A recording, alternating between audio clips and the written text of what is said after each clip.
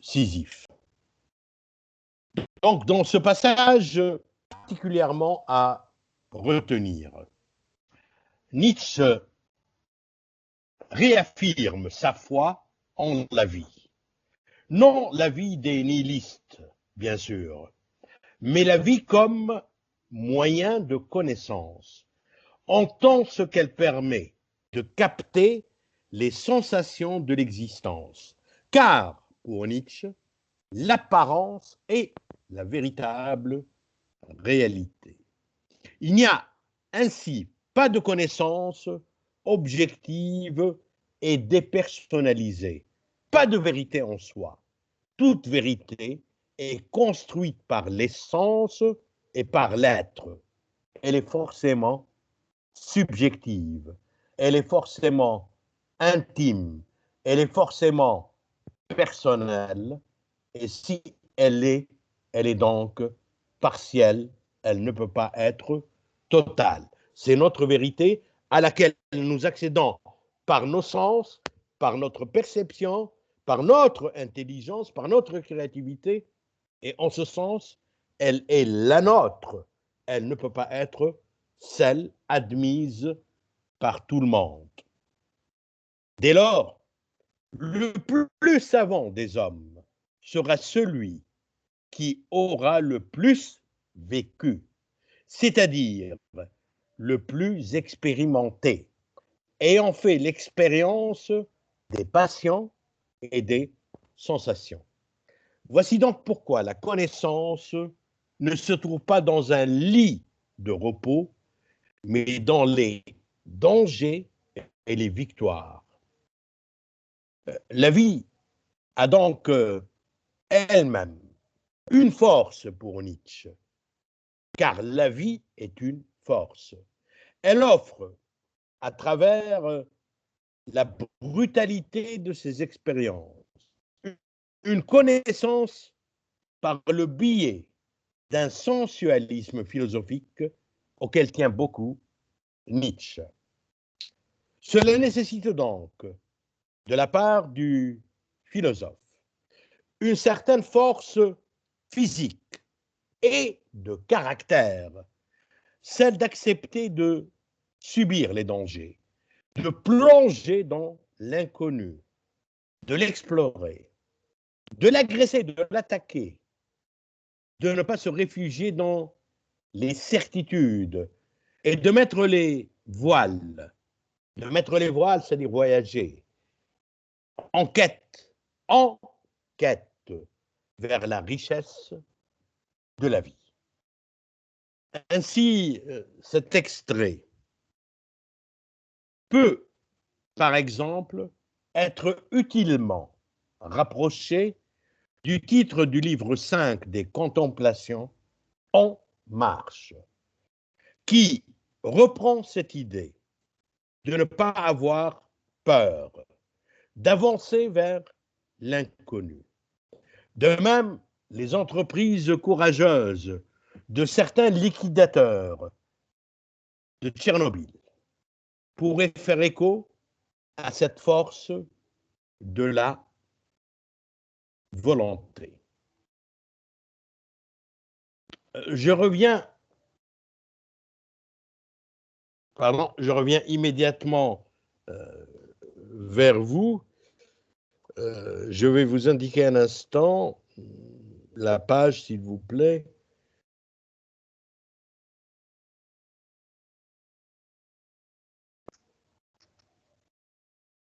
On revient à la page 261.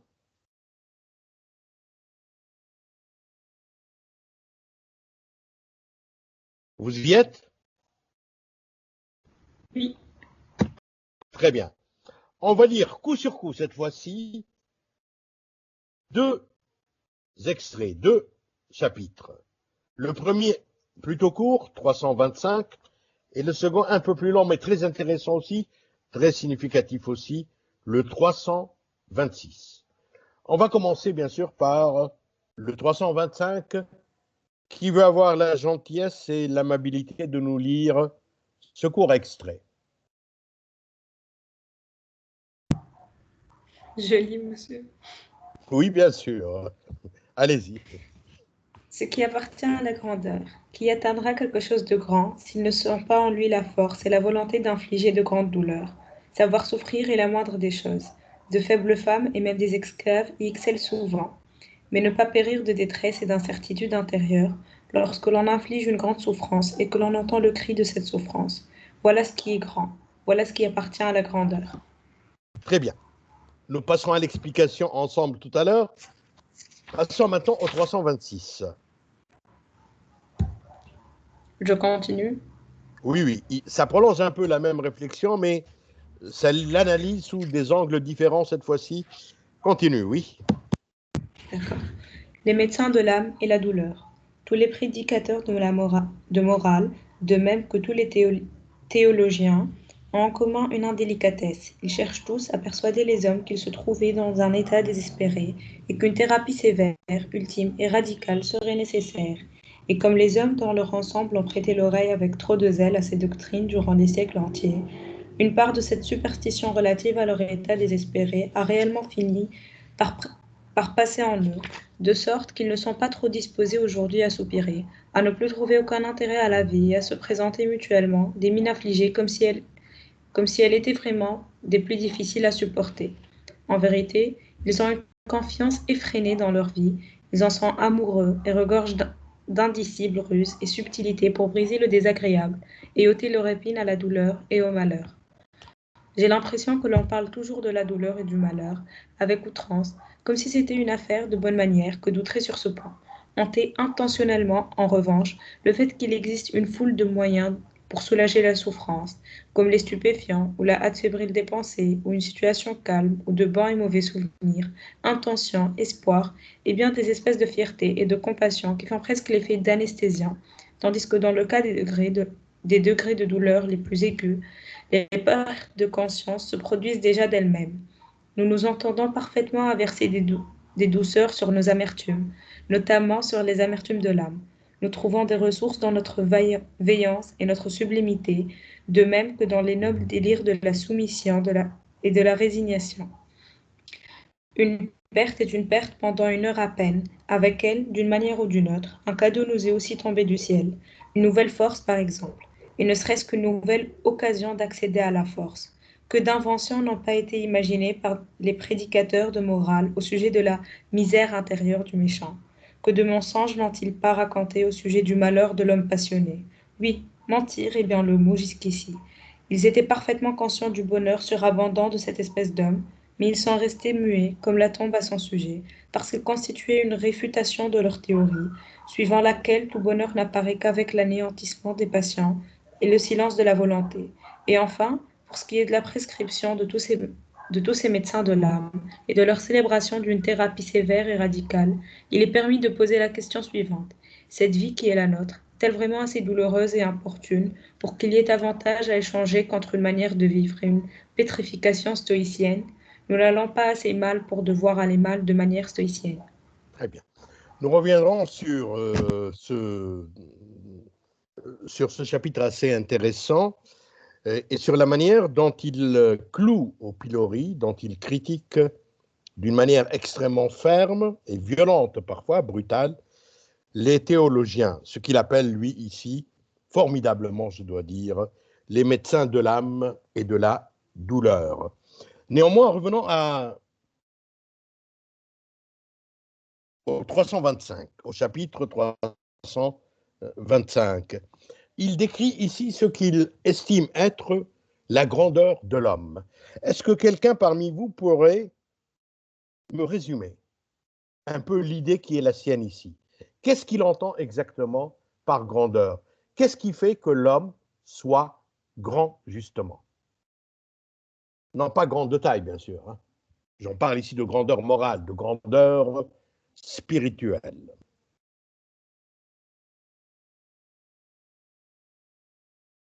Le dépassement de la souffrance, Très bien. Le dépassement de la souffrance constitue une vertu essentielle pour que l'homme atteigne cette grandeur, L'optimisme. pour qu'il y accède. Très bien, l'optimisme aussi. Mais aussi, Je vais vous lire cette phrase et vous me direz à quelle école philosophique elle renvoie. Parce qu'il existe toute une école dont il a parlé dans le passage suivant que nous avons lu, que votre camarade nous a lu tout à l'heure. Alors, je vais lire cette phrase.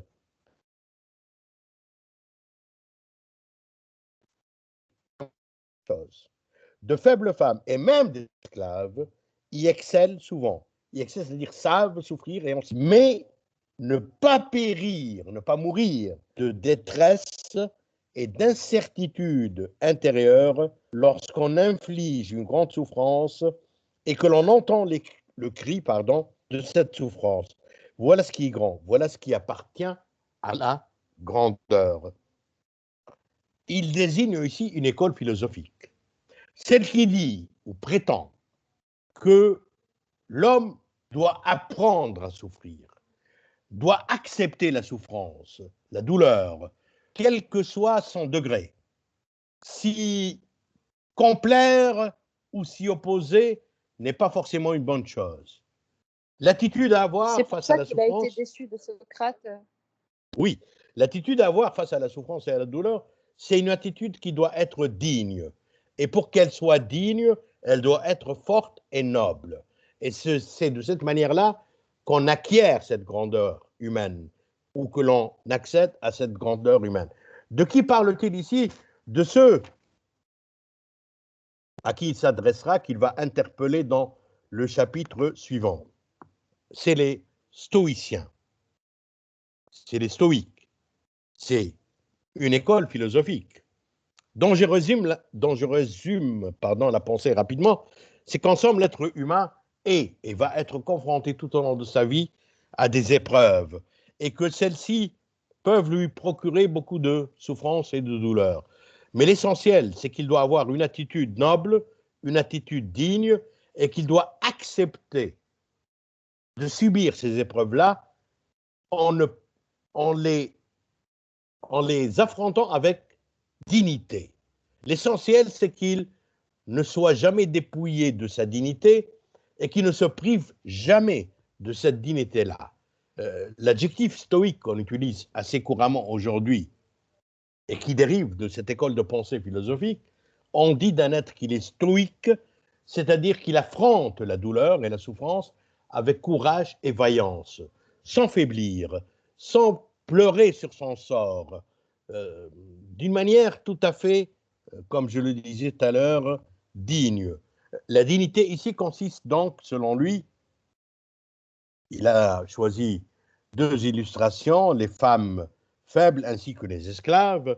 La dignité, c'est de ne pas sombrer dans la tristesse et la mélancolie, dans la résignation, dans l'imploration de quelque chose pour que cesse cette souffrance et cette douleur.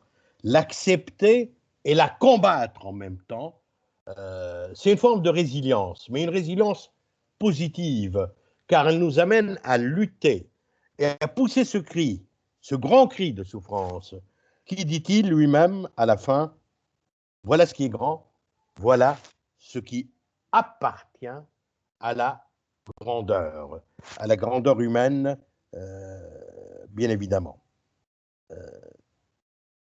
Par souffrir est la moindre des choses, dit-il lui-même. Apprendre à souffrir et à souffrir avec dignité. Venons-en maintenant à l'extrait suivant que votre camarade nous a lu, les médecins de l'âme et de la douleur. Étant donné qu'il est assez lent quand même, je vais vous donner l'occasion de le relire rapidement, très rapidement, en diagonale, et de me dire ce qu'il reproche exactement aux théologiens, ce qu'il reproche à ces médecins de l'âme, qu'il traite pratiquement ici d'imposteurs, d'imposteurs parce qu'ils mentent, et parce qu'ils savent qu'ils mentent.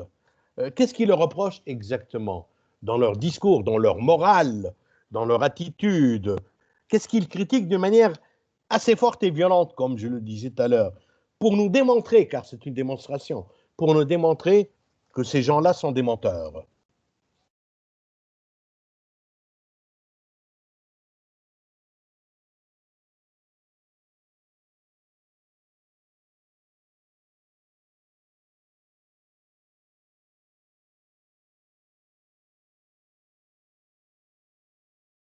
en avançant qu'il faudrait tuer les passions pour être heureux, au lieu d'assumer le fait d'être un homme de volonté. Voilà. Oui, entre autres, oui, très bien. Néanmoins, ils bâtissent tout leur argumentaire religieux et théologique sur un fait fondamental.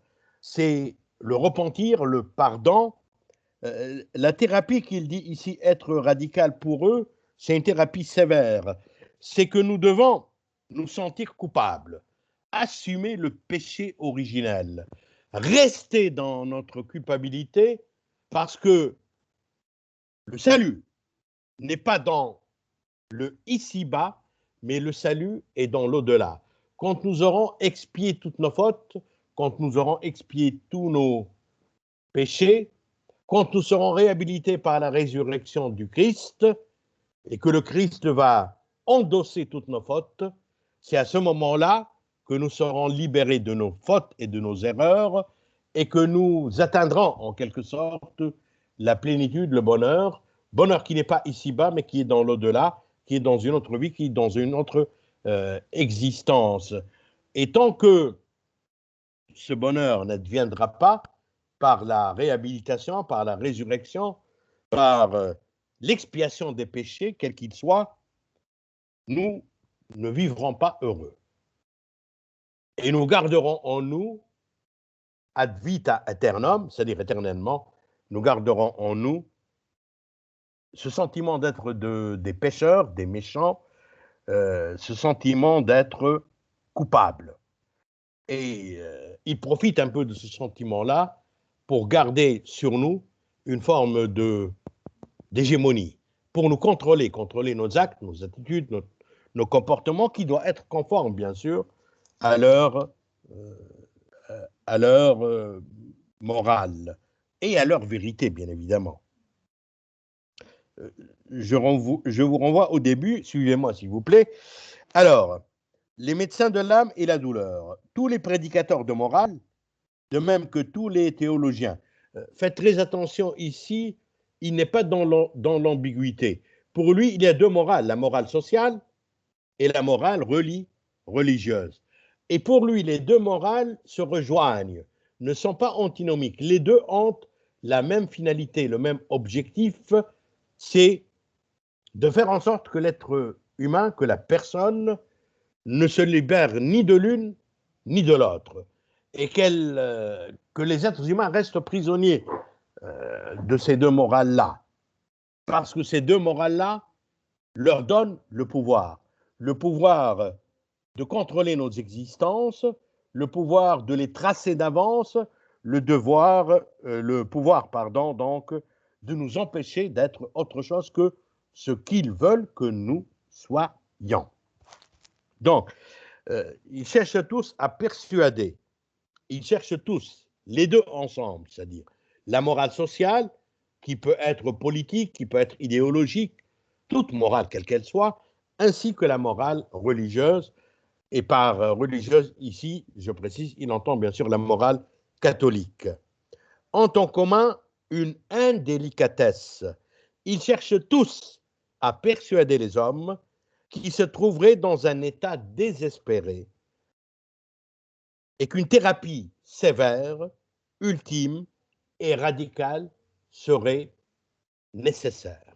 Pour sortir de ce désespoir-là, pour ne plus y être, il faut qu'ils croient en deux choses. En la morale elle-même d'abord et en la manière de guérir de tous les maux qui sont les nôtres, de la manière d'expier nos péchés, nos erreurs, nos fautes. Et comme les hommes, dans leur ensemble, ont prêté l'oreille avec trop de zèle à ces doctrines durant des siècles entiers, une part de cette superstition relative à leur état désespéré a réellement fini par passer en eux. C'est-à-dire que pendant des siècles, ils n'ont entendu que ces discours-là, si bien qu'ils ont fini par les intérioriser, par les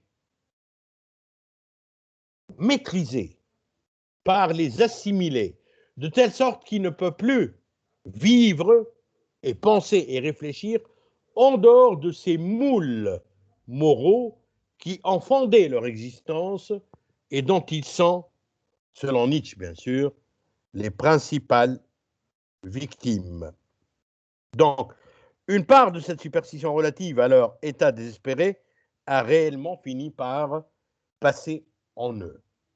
De sorte, c'est la conséquence qu'il exprime ici, qu'ils ne sont que trop disposés aujourd'hui à soupirer, à ne plus trouver aucun intérêt à la vie et à se présenter mutuellement des mines affligées, tristes, c'est-à-dire, comme si elles étaient vraiment des plus difficiles à supporter. En vérité, ils ont une confiance effrénée dans leur vie. Ils en sont amoureux et regorgent d'indicibles ruses et subtilités pour briser le désagréable et ôter leur épine à la douleur et au malheur. C'est-à-dire que, malgré tout cela, et en dépit de ces pesanteurs morales qui inhibent l'homme, qui ne l'affranchissent pas, qui ne le libèrent pas, qui ne libèrent pas la tension qui est en lui, comme le dit Bergson, par ailleurs, qui l'accable au point qu'il ne peut plus exprimer ce qu'il est en réalité et utiliser cette force vitale qui est en lui, cette énergie dont parle Freud et qui, par le phénomène de l'inhibition, reste comme prisonnière, reste comme incarcérée en l'être humain. Alors qu'il ressent, qu'il éprouve en lui quelque chose d'incompréhensible pour lui, mais qui nécessite de sortir. Cette chose-là qui s'apparente à la vie comme l'imagine et la conçoit et la décrit, comme nous l'avons fait tout à l'heure, Nietzsche lui-même. J'ai l'impression, dit-il, que l'on parle toujours de la douleur et du malheur avec outrance, comme si c'était une affaire de bonne manière que d'outrer sur ce point. Hanter, verbe taire, on garde le silence, c'est-à-dire hanter intentionnellement, en revanche, le fait qu'il existe une foule de moyens pour soulager la souffrance. Alors, pourquoi selon lui, ou selon vous plutôt, selon vous, je préfère selon vous, pourquoi selon vous, l'homme préfère-t-il tant s'épancher sur ses propres douleurs et sur ses propres souffrances, en parler, et en parler beaucoup, avec outrance, avec des mesures, et préférer la souffrance à la vie elle-même, et ne pas, par contre, parler de ce qui peut le rendre gai, joyeux, heureux, et ce qui existe en lui, de ce formidable potentiel qui est en lui, qu'il tait, qu'il refoule, qu'il cache, qu'il inhibe, mais dont il ne parle jamais. Pourquoi aime-t-on beaucoup? Et d'une Parce que manière... la joie est, oui, allez-y, la je joie, t'écoute. la joie est temporaire. La souffrance prend beaucoup plus de temps, donc elle consomme beaucoup plus d'énergie. Donc il en parle encore plus. Oui, mais pourquoi préfère-t-on parler beaucoup plus? Nous, tu veux intervenir? Oui, monsieur. Allez-y. C'est beaucoup plus facile de se lamenter, de faire la victime que Oui. d'essayer d'outrepasser tout ça. On choisit toujours la facilité. Pourquoi est-ce que selon toi, on cherche la pitié des autres, leur empathie par ce moyen? Dans C'est-à-dire, le sens où accepter sans... est-ce qu'on aime être consolé, tu veux dire? Et on aime être victime. Oui, mais pourquoi? Subir, c'est plus facile qu'agir, monsieur. Ça demande beaucoup moins de force et beaucoup moins d'énergie. Très bien, oui. Non, mais je voulais dire, est-ce qu'on aime, tu disais qu'on aime être victime, d'accord? Et on aime parler de ses douleurs, de sa souffrance pour être écouté et pour que les autres aussi nous apportent leur consolation, n'est-ce pas? Oui. Oui, parce que ça serait gênant, embarrassant de parler de ses souffrances aux autres et de ne pas les entendre nous consoler. le but, la finalité, quand on en parle, c'est pour être consolé. Or, s'ils ne nous consolent pas, quelque part, on va être très en colère après eux, parce qu'on juge qu'ils ont été indifférents, qu'ils ont négligé nos souffrances, qu'ils n'ont aucun respect pour notre douleur, qu'ils sont quelque part froids, distants et cyniques. C'est cela que l'on dit d'une personne qui ne participe pas à notre douleur ou qui n'exprime pas son empathie, qui n'exprime pas par les mots, par les gestes, par l'attitude, qui n'exprime pas son association à notre douleur. Oui, Oui, monsieur. en effet. Donc, c'est ce qui fait que nous préférons beaucoup plus le registre du malheur. C'est assez cocasse, je dois le dire, le registre du malheur au registre du bonheur et de la joie. Et on a aussi, c'est un préjugé fondamentalement social, accessoirement religieux. Quelle attitude, répondez-moi s'il vous plaît, quelle attitude avons-nous envers une personne qui est tout le temps heureuse et joyeuse?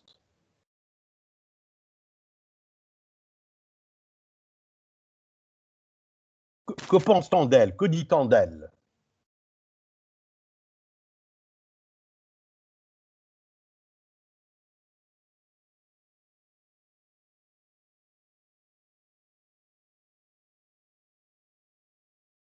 C'est quoi la Oui. question, monsieur? Je n'ai pas entendu.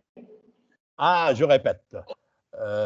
Donc, je disais, quelle attitude avons-nous en règle générale, parce que nous sommes conformistes et nous avons toutes ces valeurs assez fausses qui sont en nous, que nous avons intériorisées.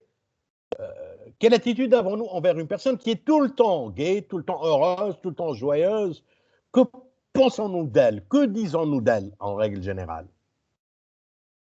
On trouve ça bizarre. Donc, on dit comment ça se fait qu'elle est tout le temps heureuse. Ça veut dire on se plaint pas, mais Oui, oui, mais qu'est-ce qui est bizarre qu'est-ce qui peut être, qu'est-ce qui est bizarre en elle, selon vous? Pourquoi nous elle semble-t-elle ne parle bizarre? pas de souffrance. Parce qu'elle n'évoque pas ses souffrances. Parce qu'elle a Parce qu'elle ne se peut-être, lamente pas. elle ne se lamente pas. Alors que nous On portons se beaucoup lamente plus, constamment. très bien, nous portons beaucoup plus d'intérêt aux personnes qui se lamentent qu'aux personnes qui ne se lamentent pas et qui ne s'épanchent pas, comme je le disais tout à l'heure, sur leurs propres souffrances et douleurs. C'est-à-dire, pour vous, le partage se fait beaucoup plus et beaucoup plus rapidement et beaucoup plus facilement par le moyen de la souffrance ou par le moyen du rire, de la joie et de la gaieté. Qu'est-ce qui serait, selon vous, plus communicatif?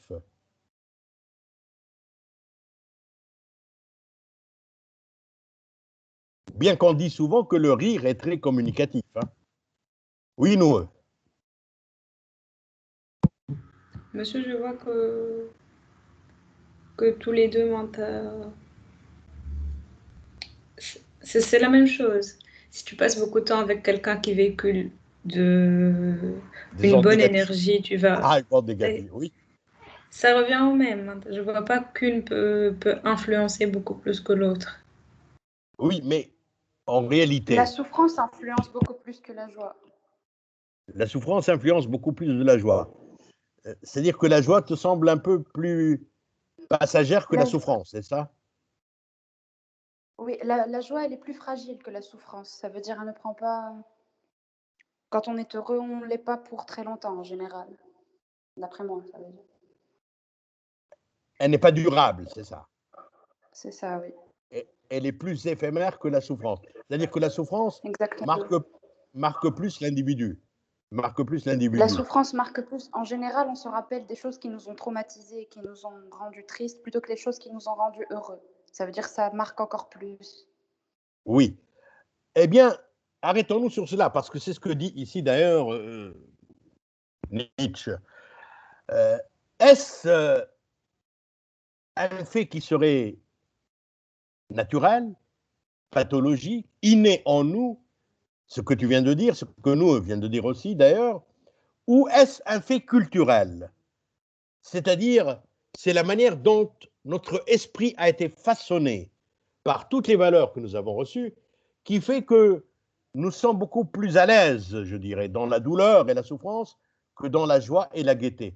Comme si être gai était une faute, un péché, et qu'il faudrait être plutôt, pour être sérieux, être grave et faire passer aux autres un peu l'idée de sa douleur et de sa souffrance.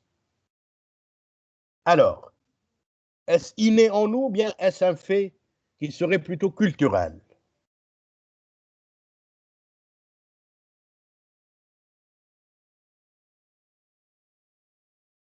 C'est-à-dire qui relève des valeurs qu'on nous a inculquées, de la manière dont on a été éduqué.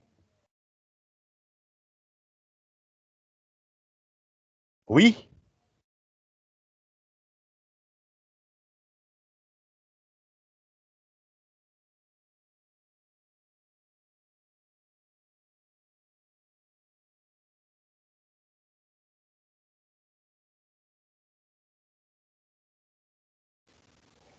Je pense que Ahmed, c'est allez-y, inné. Ahmed. Oui, oui. Je pense que c'est inné en nous, Pourquoi serait-ce inné en nous, Ahmed? car de nous sa propre éducation et pourtant on trouve que ce comportement est très commun entre beaucoup de personnes d'origines différentes.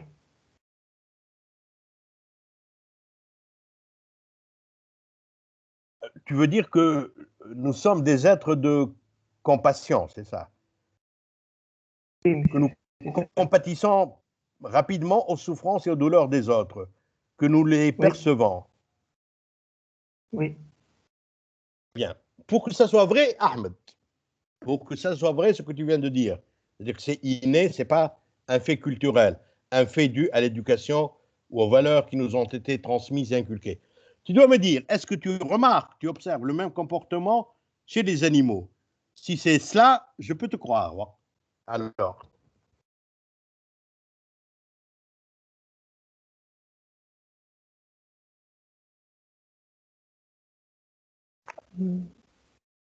est-ce que monsieur, tu, est-ce que tu observes cette forme de compassion par rapport à la douleur et à la souffrance chez les animaux, les uns avec les autres, de la même espèce, hein, bien sûr?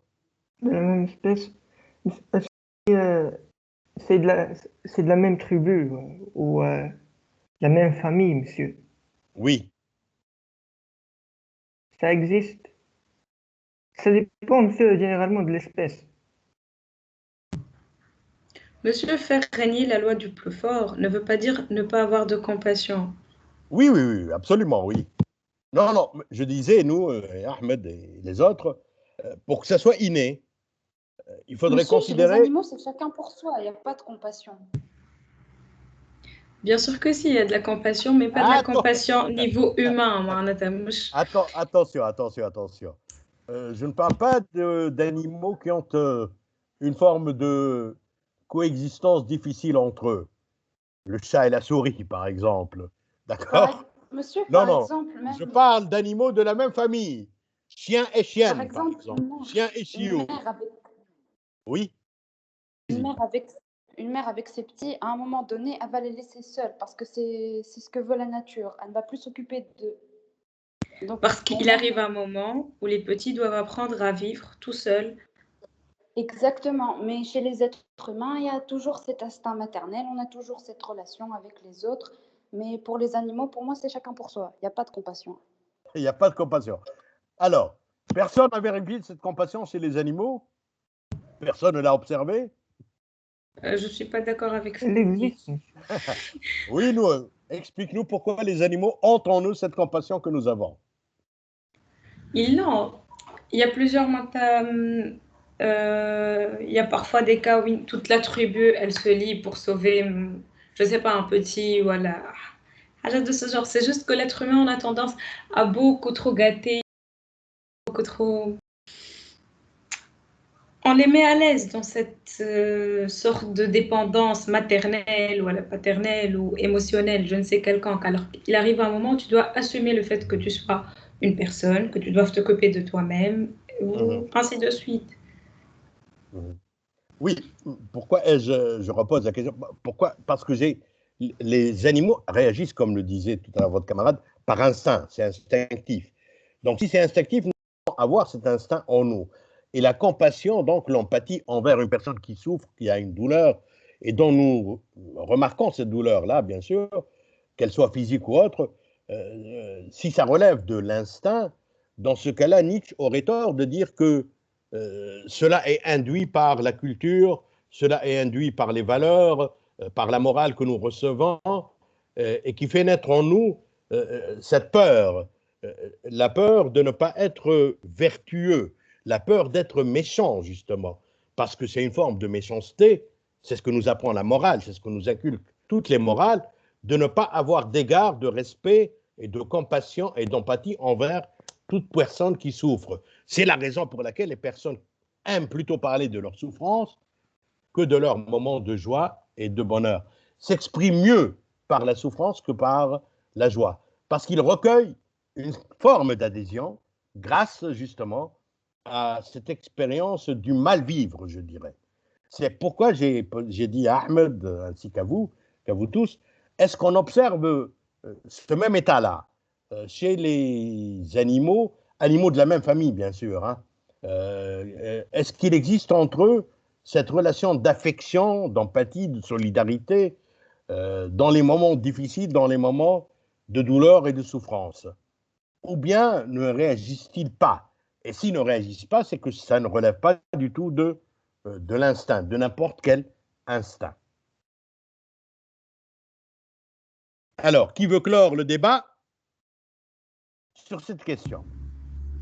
Monsieur, je trouve que même au règne animal, ça existe. C'est juste que nous, humains, nous avons tendance à chercher beaucoup plus de pitié que de compassion.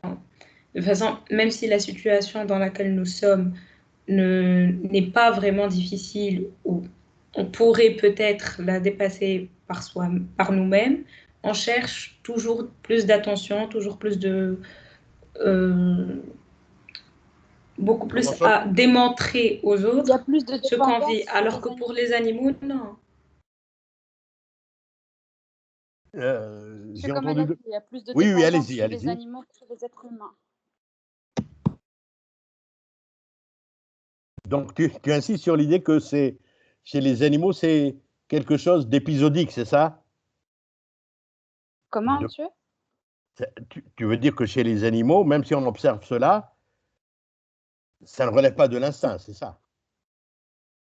pas forcément. En fait, ce que je voulais dire, c'est que même si ça existe chez les animaux, c'est pas aussi accentué que chez les êtres humains. Ça veut dire qu'il y a beaucoup plus de dépendance chez les animaux que chez les êtres humains. D'accord, je comprends. Je comprends. Très bien.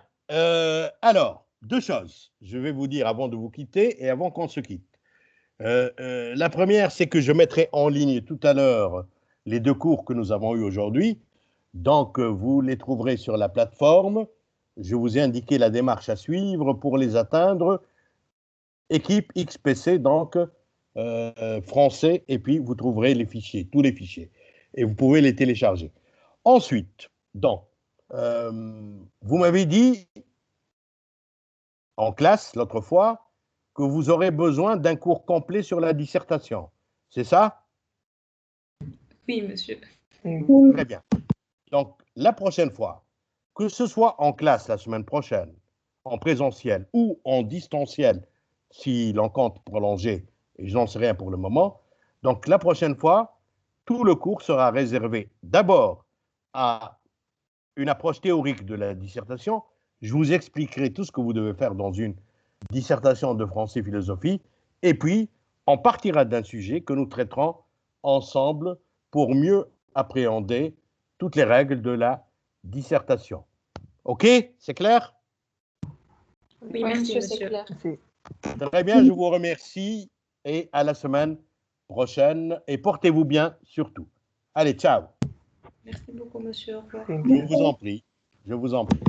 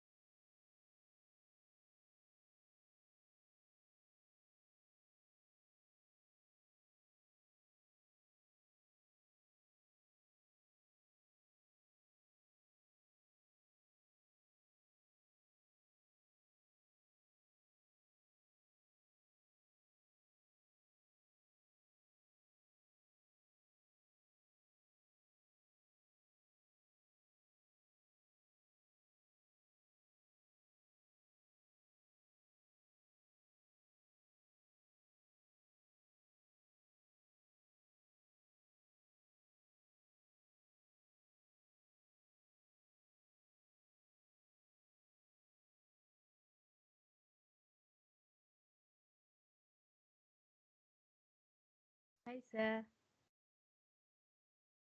كملوا.